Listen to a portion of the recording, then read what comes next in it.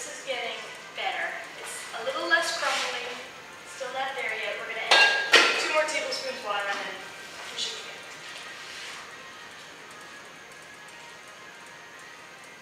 No salt?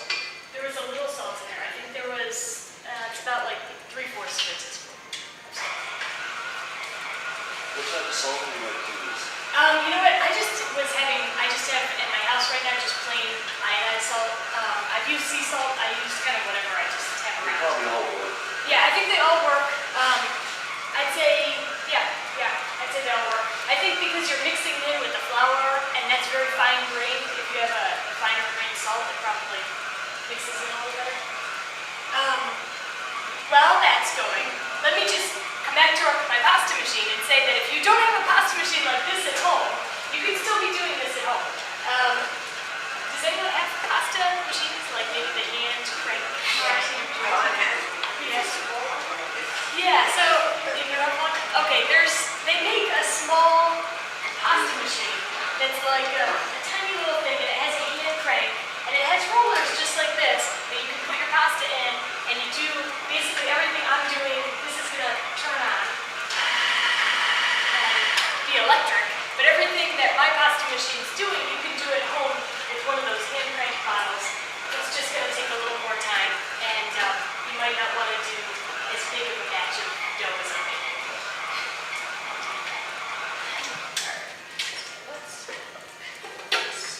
When I was making pasta at the pasta place in Virginia, we were doing 36 egg batches. So this is a 6-egg batch in this. I had a huge like Hobart mixer, and it was a great place because they raised their own chickens. So the chickens hatched the 36 eggs and it worked. Okay, this is. You felt that. You felt that, John. You felt that. You felt that. For a second, you were a chicken.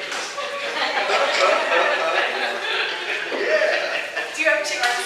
So we did. Our daughter had her own little chicken business up until Hurricane Andrew, and she had her own business cards, hens, eggs, fresh from the nest, and she did quite well. It was $1 a dozen. She had standing orders. She had 50 layers, and amazingly enough, they all survived the hurricane. We put them out in the garage. It was a 2-story garage. The second story disappeared completely, but they were all in cages and they all lived. It was really nice.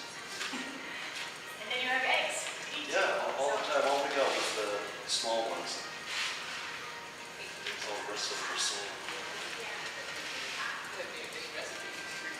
I had chickens for a while, but after a while we were just running a geriatric home to chicken.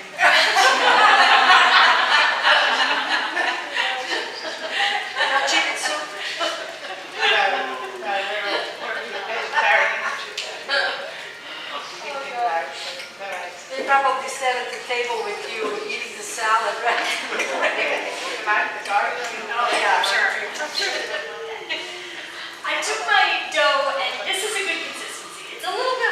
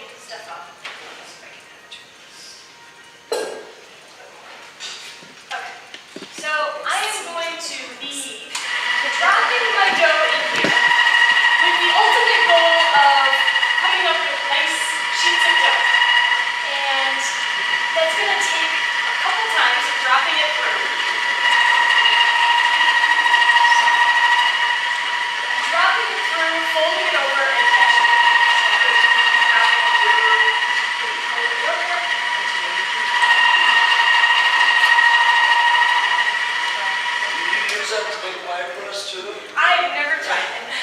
It looks like it would work really well. I suppose you could. Yeah, I suppose you actually could. When I'm pushing the dough in, I'm actually using a fist because what I was kind of joking about getting your fingers caught in it, I don't know what would happen, but it really would not help. So as I'm dropping and folding, this is kind of mixing the dough together. It's incorporating all the dough together. It's not really going to change the flavor of it, but it's going to change like the overall appearance and texture.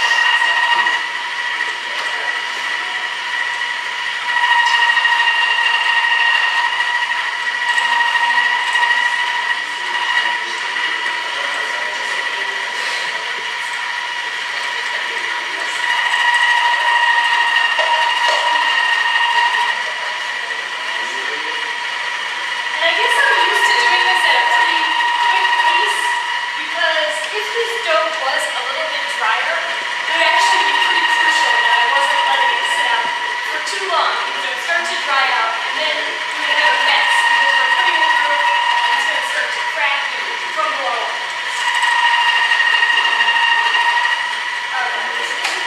This is looking good. I have my 3 sheets. The great thing about making this pasta dough is you can actually pretty much, this is why I wear a band-aid so I don't get a hair mark in the pasta. Okay, you can pretty much do this without wasting any materials at all because you can just reincorporate everything back into it. So I'm going to roll these 3 together.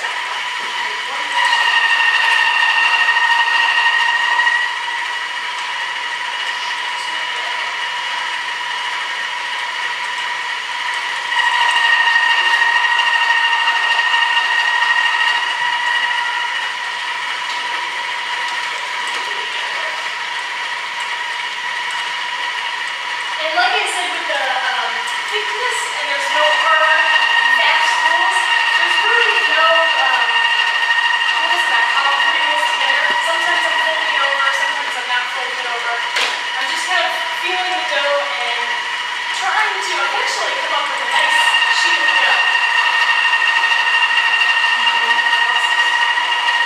How long have you been doing this? How long have I been doing it? Well, let's see, I was on that farm 2 years ago. Which farm? It was a farm in Virginia called Smithfield Farm. Oh, If you're ever there, they own a bed and breakfast and they raise grass-fed meat. And they're a pretty incredible farm, actually. Okay, so if I were being very picky about aesthetics, I would probably try and keep doing this until the edges are not all rough like that. But this is good enough for tonight. And sometimes the pickier I get, the more I start putting it through the machine and the more it starts messing up and then the more frustrating it gets. So I'm going to actually take half of it. I'm going to work with half now and I'm going to start shrinking it down. So it's on a 10 right now. I'm going to put it down to about 8 and we're going to see how this goes. So shrinking it down to about 8. I see a lot of holes here. I'm going to fold it back over one more time. I'm going to go back to 10. So that's hopefully going to clear out those holes. Good enough. We're going to get it down to 8.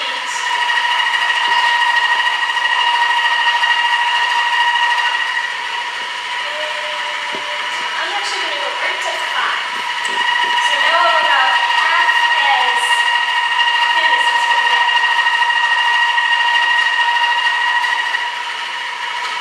When I'm holding it, I'm trying to hold it so that my arm is supporting it so it's not stretching out the dough